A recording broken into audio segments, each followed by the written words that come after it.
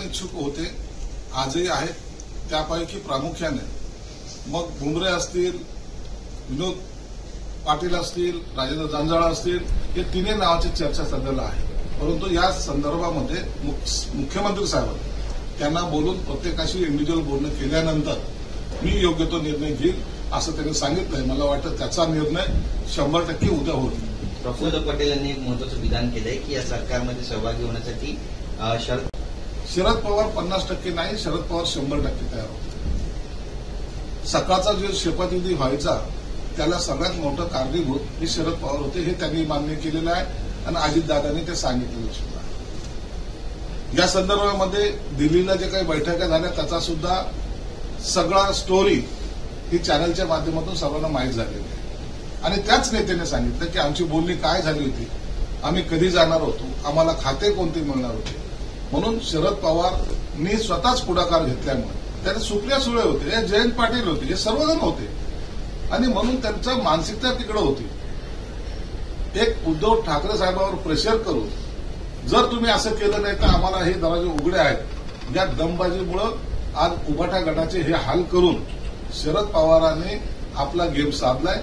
आज महाराष्ट्रामध्ये विरोधी पक्षाचा नेता कोण, तर ते शरद पवाराकडेच पाहिलं जातं, इतर कुणाकडे पाहिलं सुद्धा जात नाही. नाशिकच्या हे ठाम असल्याचं सांगितलं जात आहे. अजितदादांनी ही जागा मागितली. अजितदादा प्रफुल्ल पटेल यांचे सांगणे आहे की ती जागा घ्यायची असेल तर घ्या, परंतु तिथे उमेदवार हे छगन भुजबळ तिथे उभे करावेत असं सांगितलं आणि भुजबळांची तशी प्रतिक्रिया. नाशिकची जागा ही शिवसेनेची आहे. मी वारंवार सांगतो, ज्या ठिकाणी 2 वेळेला खासदार प्रचंड बहुमताने निवडून आलेला आहे ती जागा शिवसेनेलाच मिळाली पाहिजे, हा सर्व शिवसैनिकांचा आग्रह आहे. व्यक्ती म्हणून नाही तर लोकसभेला मुख्यमंत्र्यांनी सुद्धा सांगितलेलं आहे की आपल्याला मोदींना पंतप्रधान बनायचं, एक एक जागेचं महत्व आहे. आपसामध्ये तेढ कुठे निर्माण झाली नाही पाहिजे, हा त्याच्या मागचा आमची भावना आहे. म्हणून ती जागा शिवसेनेला मिळण्यासाठी आम्ही आग्रही आहोत. छगन भुजबळ साहेबांना त्यांनी स्वतः सांगितलंय की मी ही जागा लढवण्याची कुठं मी मागणी केलेली नाही, मी कधी पक्षाकडे मागितली नाही, मला वरून सांगण्यात आलं होतं, मला वरून विचारण्यात आलं होतं. म्हणून त्यांना स्वतः त्याच्याबद्दल जास्त मला वाटतं इंटरेस्ट नाही. आता जे बातम्या चालल्यात की कमळ चिन्हावर मी निवडणूक लढवणार नाही, त्यांनी स्पष्टपणे केलेलं आहे की त्यांना त्या निवडणुकीमध्ये तेवढा रस नसावा. म्हणून आमची आजही आग्रही मागणी आहे. मुख्यमंत्र्यांच्या कानावर वारंवार त्या संदर्भामध्ये गोडसेंनी सुद्धा त्यांच्या कार्यकर्त्यांनी सुद्धा अत्यंत विनवण्या करून सांगितलं की ही जागा शिवसेनेला सुटावी. म्हणून शेवटच्या क्षणाला ही जागा शिवसेनेला सुटेल अशी आमची अपेक्षा आहे. तुम्ही सुद्धा सांगितलं की ती शिवसेनेची जागा आहे, ते 4थ्यांदा 5व्यांदा सांगितलेलं आहे. पण तरी देखील अशा पद्धतीनं जर खुल्या मीडियासमोर येऊन अशा चर्चा होत असतील तर काय सल्ला द्याल? नाही, मीडियासमोर चर्चा होतात तोपर्यंत जोपर्यंत जागा डिक्लेअर होत नाही तो प्रत्येकजण आपापल्या पद्धतीने त्या बातमीला किंवा त्या कार्यकर्त्याला तसा पुश करत असतो. म्हणून त्याची चर्चा आता मला वाटतं उद्या बंद होईल आणि ती जागा शिवसेनेलाच भेटेल असा माझा विश्वास आहे. महायुतीमध्ये रत्नागिरी किरण सामंत इच्छुक आहेत, किरण सामंतला मुख्यमंत्र्यांनी बोलवलंय असं आपल्या माध्यमातून कळालं.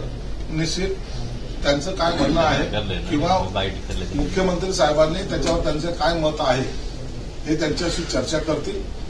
मुख्यमंत्र्यांचं एक वैशिष्ट्य असं आहे की प्रत्येक भागातील जो लोकसभेला इच्छुक उमेदवार आहे त्यांच्याशी बोलण्याशिवाय ते निर्णय घेत नाहीत.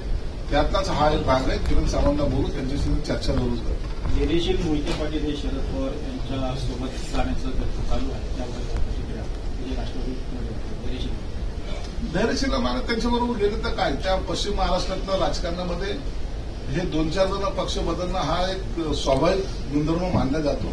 म्हणून कोण कुठे गेले तरी त्या ठिकाणी महाविकास आघाडी चांगले सर्व जागा जिंकेल असा आम्हाला विश्वास आहे. त्यांच्यासोबत ठाकरे गट देखील आहे. ठाकरे गटाच्या मतांवरती कसा परिणाम होणार आहे महाविकास आघाडीसोबत? ठाकरे गटाला महत्व देणार नाही. बेसिकली राष्ट्रवादीकडे शरद पवारांकडे आणि काँग्रेसकडे असलेला मतदार हा एक वेगळ्या भागाचा वेगळा मानला जातो आणि तो परंपरागत त्यांच्याबरोबर आहे. तो उभाठा गटाला मतदान करेल याची कुठेही शाश्वती नसल्यामुळे उभाटा गटाचं निश्चित खच्चीकरण होणार आहे. राष्ट्रवादी शरद पवार किंवा काँग्रेस हे आपला हेतू साध्य करण्यासाठी फक्त उभाटा गटाचा वापर करून घेईल. महायुति की सीट शेयरिंग के बारे में अभी सब फाइनल हो चुका है. आज की जो एक रैली जो पुणे में होने जा रही है, जहां सीएम डिप्टी सीएम दोनों डिप्टी सीएम वहां की वो रैली करने के बाद आज रात में इन सब चीजों का फैसला हो जाएगा. शायद मेरी जानकारी के हिसाब से कल महायुति की उम्मीदवारों की जो कुछ है उनकी घोषणा कल होने की संभावना है. बताया जाता है कि 4 से 5 सीटों पर तेज फंसा हुआ है, जिसमें नासिक सीट की सबसे ज्यादा चर्चा है. वहां पर एनसीपी अजीत गुट की तरफ से बार बार कहा जा रहा है कि वहां पर छगन भुजबल चुनाव लड़ेंगे. उसको कैसे देखते हैं? एनसीपी कह रही थी, कहने दो ना, वो उनकी पार्टी का लुकआउट है. लेकिन हमारा मानना ऐसा है कि हमारी जहां स्टैंडिंग सीट है, जहां 2 बार चुन के आ चुकी है और वो विनिंग सीट है, तो इसलिए हम वो सीट छोड़ेंगे नहीं. वो सीट शिवसेना को ही मिलनी चाहिए. आज ऐसी पोजीशन है कि वहां के सीट अगर डिक्लेयर हो जाती है, हमारा उम्मीदवार कल ही विजय घोषित हो सकता है. इतनी ताकत वहां के कार्यकर्ताओं ने दी है और आश्वासन दिया है. इसलिए मुझे लगता है कि वो सीट नासिक की ये महायुति की तरफ से शिवसेना को छोड़ी जाएगी. प्रभाव देख रहे हैं, कितना फायदा होगा, कितना नुकसान होगा? देखा, राज ठाकरे ये एक मास लीडर है. एक अकेला आदमी गत 18 वर्षों से अपनी पार्टी चला रहा है, तो इसका माने उसकी एक ताकत है. सिंगल हैंडेड पार्टी चलाना बड़ा मुश्किल हो जाता है. 18 साल से कोई भी बड़ा नेता साथ में नहीं, लेकिन अकेले के बलबूते पे उन्होंने पार्टी चलाई है. और आप देखेंगे कि परसों की जो रैली उनकी हुई वो सबसे बड़ी रैली मानी जाती है. मतलब बाला साहब ठाकरे की जो रैलियां वहां होती थी वही मैदान पे, उसी पे राज ठाकरे की रैली उतनी ही बड़ी ताकत से हो चुकी है. और आज वो महायुति में आने की वजह से वो जो उनके पीछे जो उनका कार्यकर्ता है और जन समुदाय, वो हमें अटैच होने की वजह से 45+ का जो हमारा टारगेट है वो अभी कंप्लीट हो जाएगा. पार्टी को लेकर नाराज है. उन्होंने 2 दिन से पोल अपना ऑफ रखा था और वरिष्ठ नेता है, उनके पास शिकायत भी की है महाराष्ट्र के कई लोगों की. क्या आपको लगता है कि कांग्रेस में अब भी तनातनी चल रही, जैसे कि विशाल पाटिल है सांगली के, उन्होंने भी प्रकाश आंबेडकर से मुलाकात की है? देखिए, वर्षा गायकवाड़ के पिताजी उसी क्षेत्र से खासदार रह चुके, सांसद रह चुके. वर्षा गायकवाड़ आज क्या है, उनकी पोजीशन क्या है? वो आमदार भी है, गत मिनिस्ट्री में वो मिनिस्टर भी थी और कांग्रेस की मुंबई की वो अध्यक्ष है. अगर ऐसे लोगों को अगर तुम इस जो चुनाव का बंटवारा हो रहा है या तो सीटें दी जा रही उसमें अगर उसको इन्वॉल्व नहीं करेंगे, उनको पूछेंगे नहीं, तो जाहिर सी बात है उनकी नाराजगी वो बताएंगे. जो सीटें चुन के आने वाली थी ऐसा उनको लगता है, वो सीटें भी महाविकास आघाड़ी ने कई छोड़ी है, अलग अलग जहां गिर सकती है ऐसे लोगों को सीट दिए, इसलिए उन्होंने नाराजगी जताई है. मुझे लगता है इसका परिणाम वो मतदार संघ पर जरूर होगा. दूसरी बात है, सांगली की सीटें विश्वजीत कदम, इनके पिताजी एक मान्यवर नेता रह चुके हैं, गद्दार नेता रह चुके हैं, वो भी मिनिस्टर रह चुके हैं. वहां की सीट जहां कभी भी उबाटा गट ने लड़ाई नहीं थी, वहां उन्होंने उम्मीदवार देके वो सीट अपने तरफ खींचने की जो कोशिश की, वहां भी नाराजगी. इसके मायने महाविकास आघाड़ी में कोई अलबेल नहीं है. और यह महाविकास आघाड़ी ये इलेक्शन का जब दौर शुरू हो जाएगा, सभा जब शुरू हो जाएगी, वो टाइम ये सब अपने अलग अलग चेहरे अलग साइड से उनके दिखने में आएंगे और ये महाविकास आघाड़ी में बिगाड़ी होने की संभावना ज्यादा है. दूसरी अंधारे ने अभी एक प्रेस कॉन्फ्रेंस दी है और जो वर्धा के उम्मीदवार है अंदाज करस, उनकी बहू के बारे में उन्होंने जो जिस प्रकार का वक्तव्य किया है, क्या आपको लगता है ये कौन सी राजनीति है, क्या इसमें सच्चाई है? ये उबाटा गढ़ की तरफ अभी काम नहीं रहा, प्रोग्राम नहीं है. राजनीति में ऐसा कभी नहीं होता. इलेक्शन में किसी के घर में घुस के या तो किसी के घर की बातें ये प्रेस के सामने लाने वाली चीज नहीं होती. लेकिन इनके स्तर गिर चुका है.